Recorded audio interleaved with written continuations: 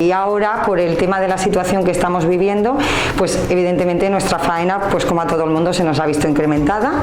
Estamos dando más servicio de uniformidad porque la gente se cambia más a menudo a causa de la utilización del EPI. También hemos tenido que montar un turno de noche porque estamos dando, aparte de más servicio, más kilos de uniformidad y de ropa plana.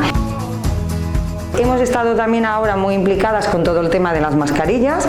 La gente que ha hecho mascarillas voluntarias llegan al centro, se utilizan, se retornan otra vez como la uniformidad a la lavandería, se lavan, se suben a esterilización y al día siguiente se vuelven a repartir.